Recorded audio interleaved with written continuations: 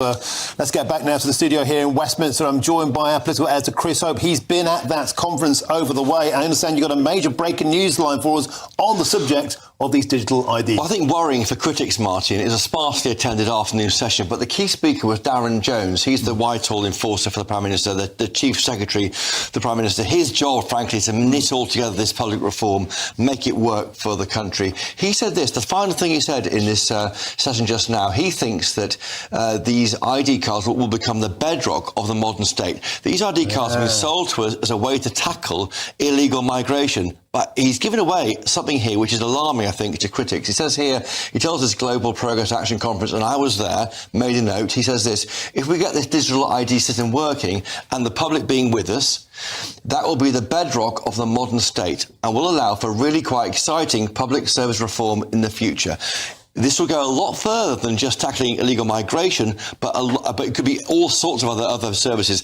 And if that's the case, I think ministers should come clean about why they're doing it in the first place. And that is what is driving the concern that's driving up to 1 million people being concerned about it. Chris Hope, a lot of people were saying, well, for starters, why should I surrender my liberties because the government can't control our borders? It's not about borders.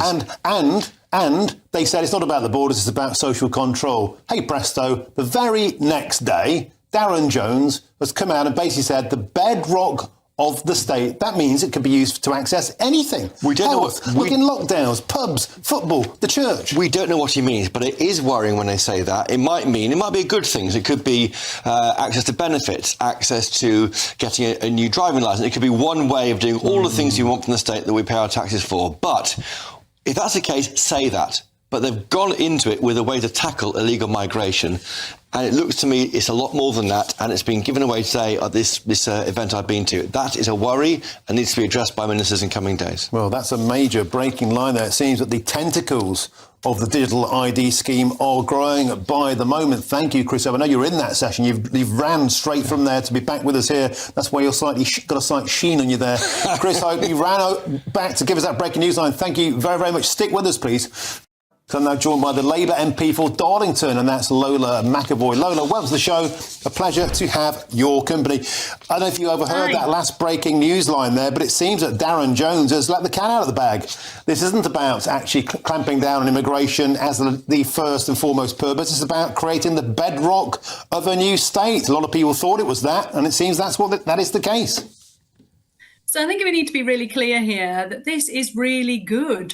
It's really good for taxpayers. The idea of digitising existing ID, which is what's going to happen, will mean that good employers who want to check if somebody has the right to work for them can do so easily and quickly and efficiently. It is something that is going to modernise the way we do employment in this country, and which is absolutely essential because lots of people are trying really hard to run their businesses and to do the right thing, pay their taxes. But unfortunately, we do have an economy of illegal working and illegal employment, which is costing the taxpayer a significant amount of money. We want to see that stopped. And the way to stop it is by ordinary people who are already employed, already hand over a passport, which is issued by the state, and a driver's licence, which is issued by the DVLA, which is part of the state. And this is about digitising that. Lola, we already have passports. We already have national insurance numbers. We already have all of that. And we also have a government that's completely incapable of controlling our borders. And it was the same, by the way, of the previous government. And the question is quite simple. Why should regular citizens surrender their liberties because you guys can't do your jobs and control our borders?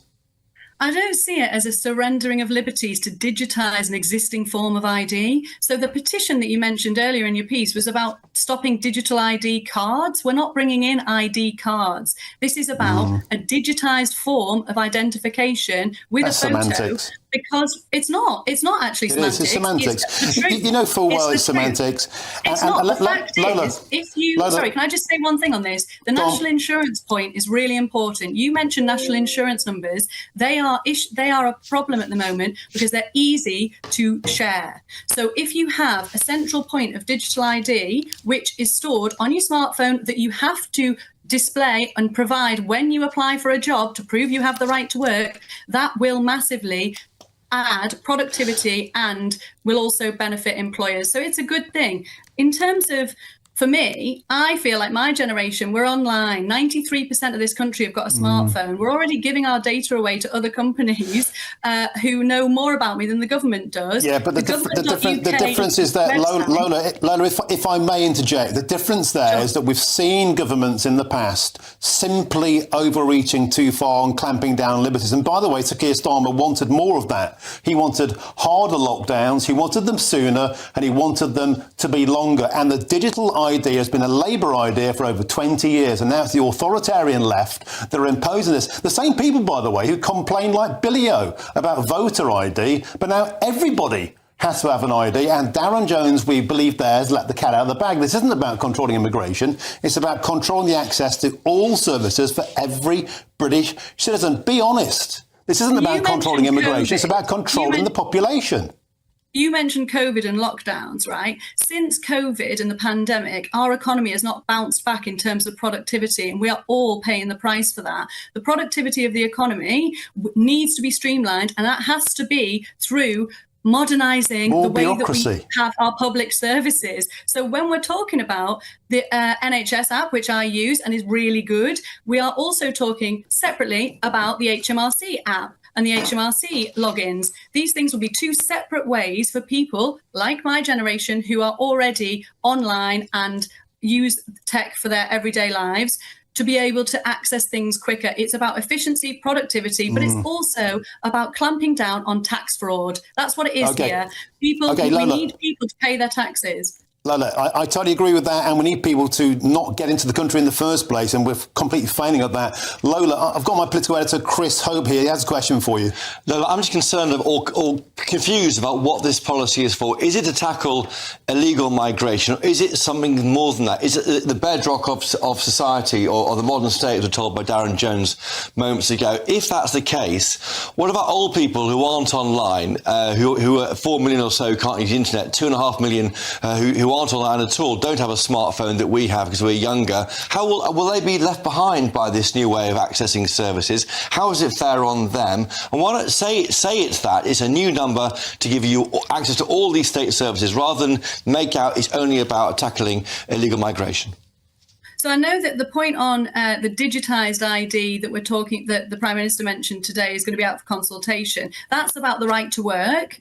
But I do hope that we can access services online in the future more easily. I do think that AI and tech has a place in our modern public services. Companies and businesses are already using them for productivity and efficiency, and the state is lagging so far behind. Ask any one of your viewers and they know that public services are under incredible amounts of pressure, and they're not at the standard that people expect.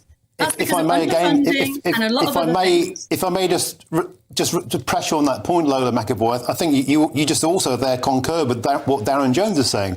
You want people to be able to access services via this digital ID, which clearly shows it's much more than about controlling illegal immigration. That's a front. I don't think there's been any front here. I have been campaigning for digital ID because I use digital platforms for my everyday life. The government has pitched this at us this week as a way of stopping illegal immigration, and now it's suddenly about accessing every service in Britain. The most pressing issue for the use of digitisation of ID is to make sure that people aren't working illegally and that businesses aren't employing an illegal workforce and are paying their taxes. That is the first priority of the use of digital ID. In terms of the digitisation of the state in general, we already have the NHS app. You can already use the HMRC app. So I would like to see more digital platforms and integration into our services. In terms of your the older people that your colleague mentioned, for this point, this is about right to work. So you've got to prove using this digital ID that you can work legally in this country. It won't be applicable to pensioners, and there is going to be a wider digital inclusion strategy that's coming, which is much needed because some people are excluded from the digital productivity benefits and the ease of just everything in everyday life because of their lack of access to technology. So we are going to be rolling out a digital inclusion strategy as well.